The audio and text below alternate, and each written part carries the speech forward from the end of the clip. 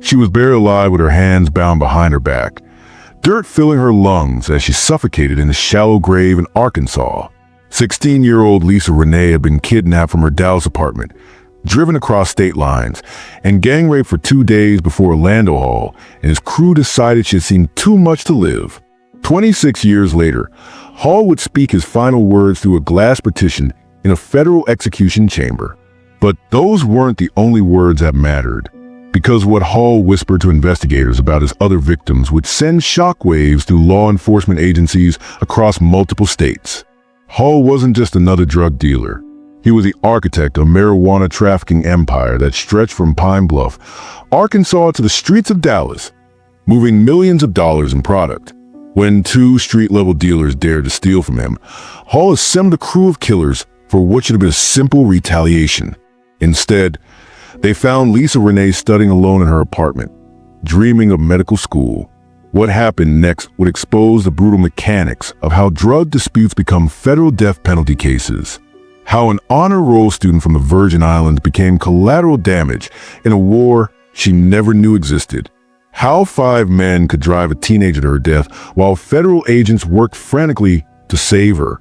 The case would shatter records, restart America's federal execution program after 17 years, and force the Supreme Court to confront questions about race, justice, and whether some crimes transcend the possibility of redemption.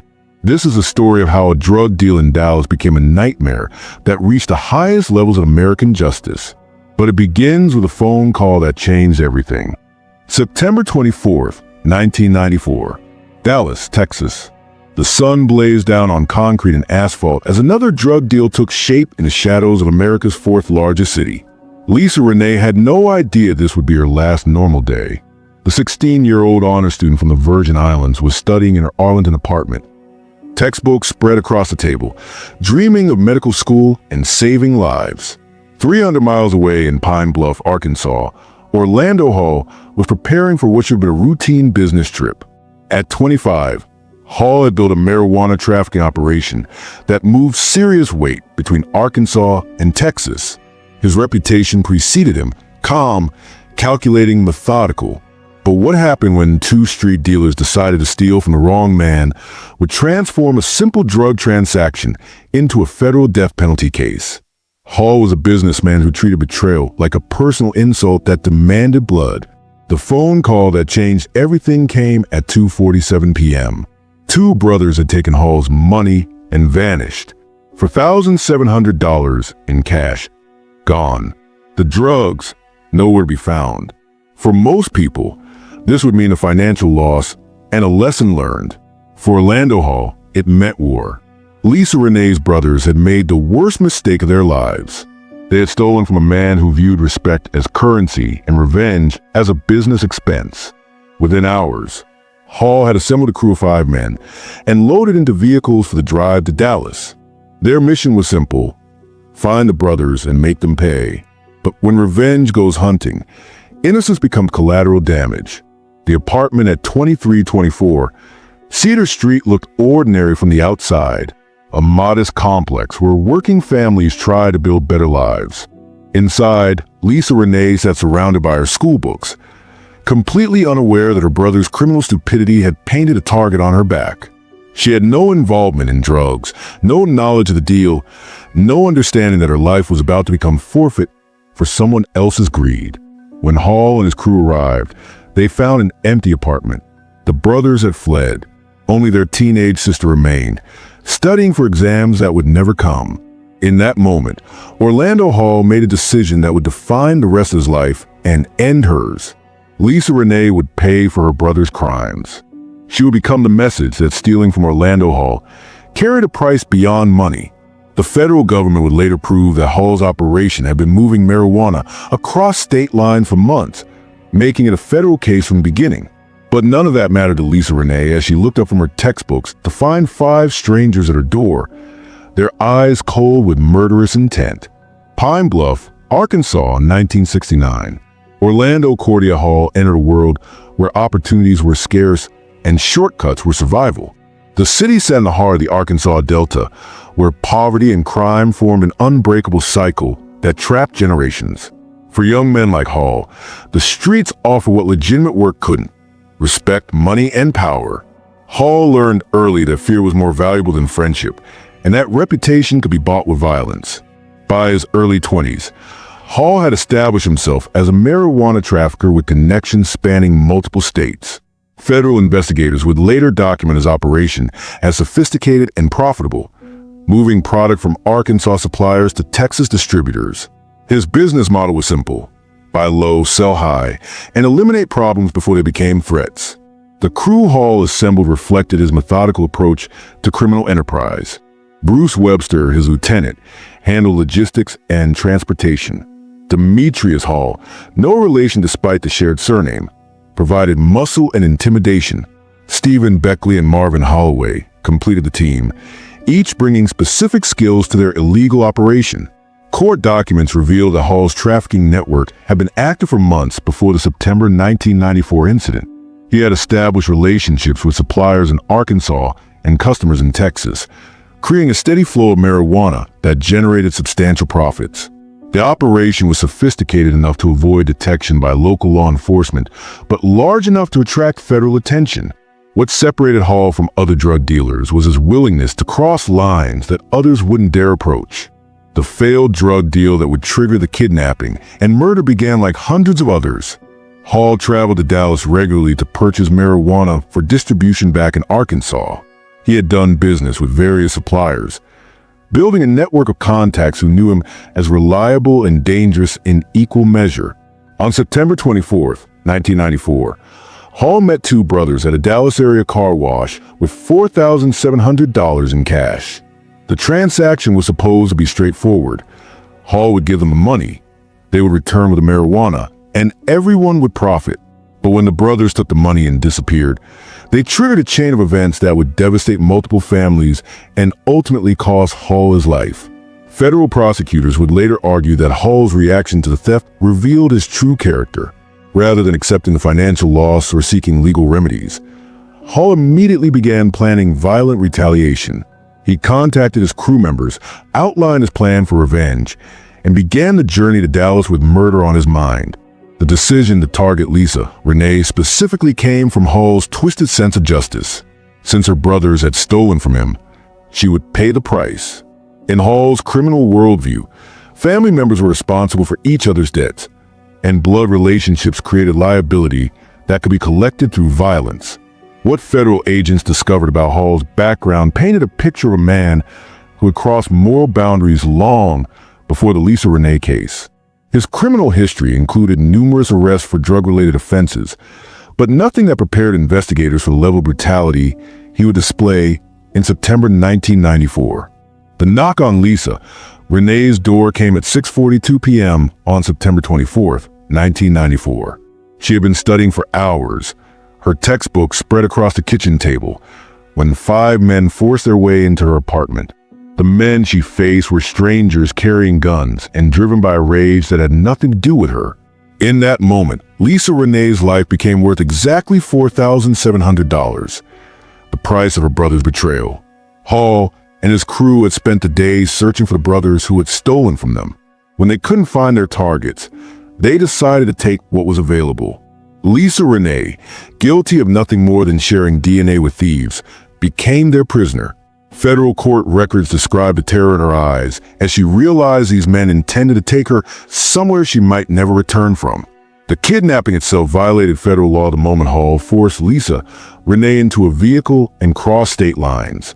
What began as a local crime became a federal case when a convoy of criminals headed south toward Arkansas.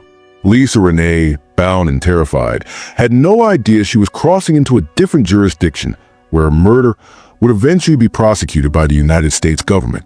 The 2-day journey from Texas to Arkansas became a nightmare of sexual assault and psychological torture.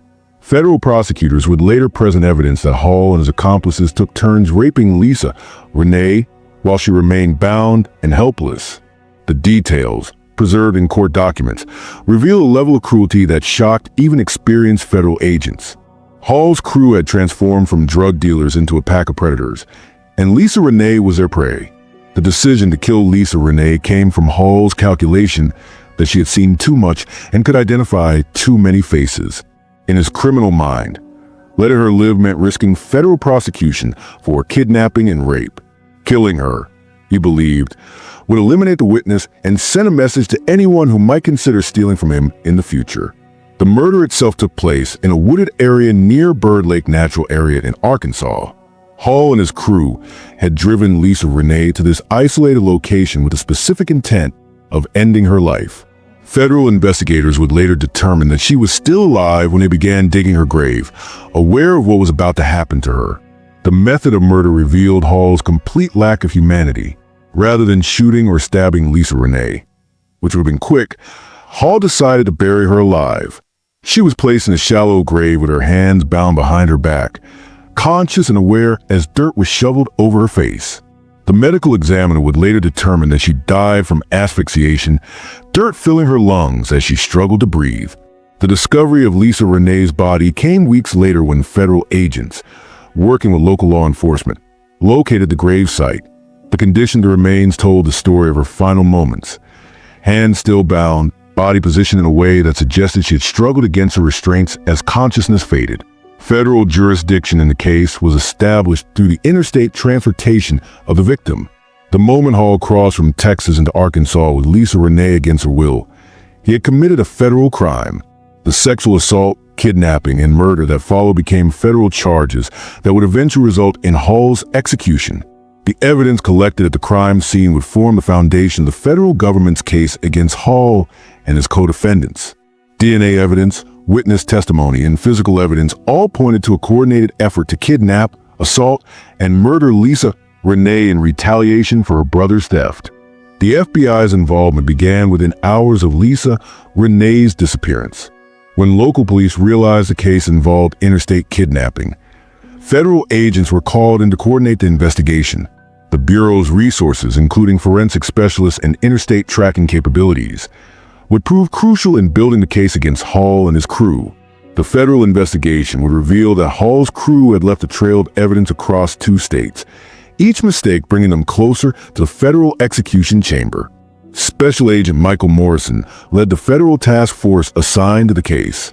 His team included agents from both the Dallas and Little Rock FBI offices, creating a coordinated approach to tracking suspects who had crossed state lines. The investigation benefited from federal resources that local law enforcement couldn't match, including advanced forensic capabilities and interstate intelligence networks. The breakthrough came when federal agents identified Hall's vehicle crossing state lines on the day of the kidnapping. Traffic cameras and witness statements placed Hall and his crew in Dallas on September 24th, then tracked their movement toward Arkansas. The timeline established by federal investigators would later prove crucial in court. Phone records provided another crucial piece of evidence. Federal agents obtained warrants for Hall's phone records, revealing calls between crew members before, during, and after the kidnapping. These communications would later be used to establish conspiracy charges against all 5 defendants. The arrest of Hall and his co-defendants came after weeks of federal investigation. FBI agents, working with local law enforcement, executed simultaneous raids in Arkansas and Texas. Hall was taken into custody at his Pine Bluff residence, where agents found evidence linking him to the crime, including items belonging to Lisa Renee.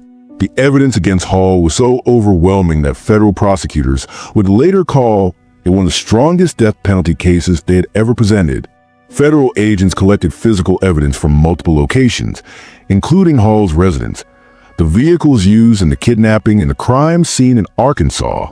DNA evidence, fingerprints, and personal belongings created a forensic trail that definitively linked Hall to the crime.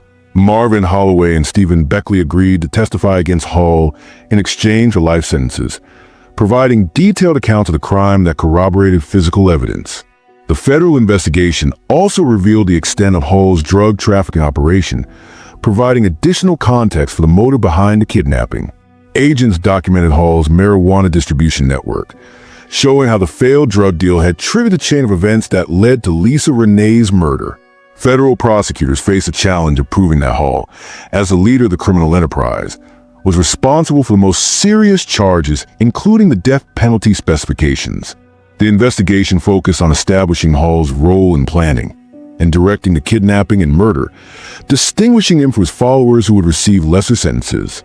The decision to seek the federal death penalty came after careful consideration of the evidence and the aggravating factors in the case.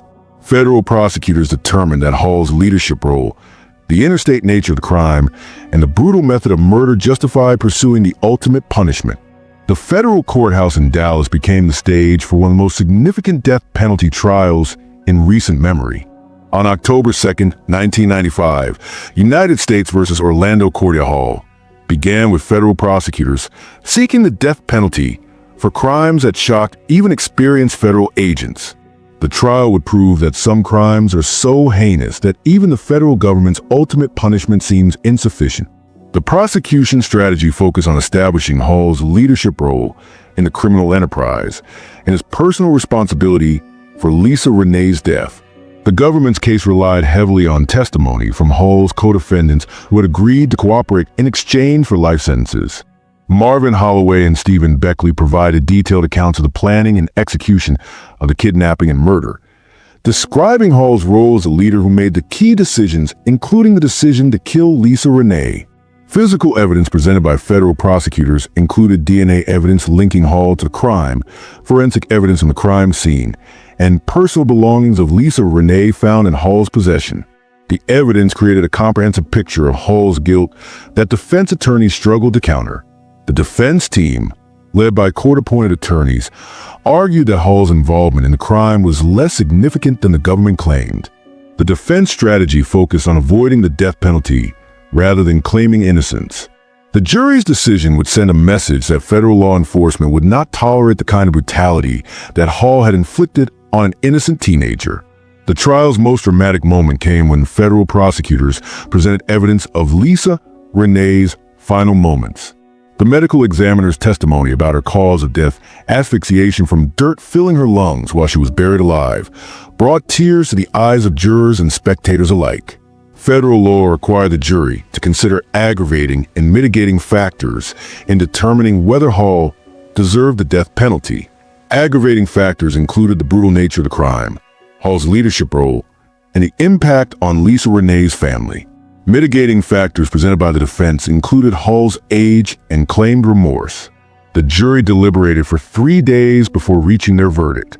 On October 31st, 1995, they found Hall guilty on all counts and unanimously recommended the death penalty. The unanimous nature of the verdict was crucial under federal law, which requires unanimity for death sentences. Federal Judge Joe Kendall accepted the jury's recommendation and sentenced Hall to death on November 17, 1995. The judge's statement emphasized the brutality of the crime and the need for the federal government to protect innocent victims from predators like Hall. The sentencing phase included federal prosecutors hailed the verdict as justice for Lisa Renee and a warning to other criminals who might consider similar crimes. The case established federal jurisdiction over interstate kidnapping and murder cases and demonstrated the government's willingness to seek the death penalty in appropriate cases. Hall's arrival on federal death row began a 26-year journey through the federal appeals process. The federal death penalty system, with its multiple levels of review and automatic appeals, would give Hall numerous opportunities to challenge a conviction and sentence.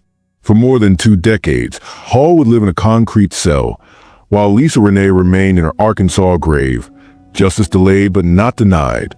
The federal death row at United States Penitentiary Terre Haute became Hall's home for more than 2 decades.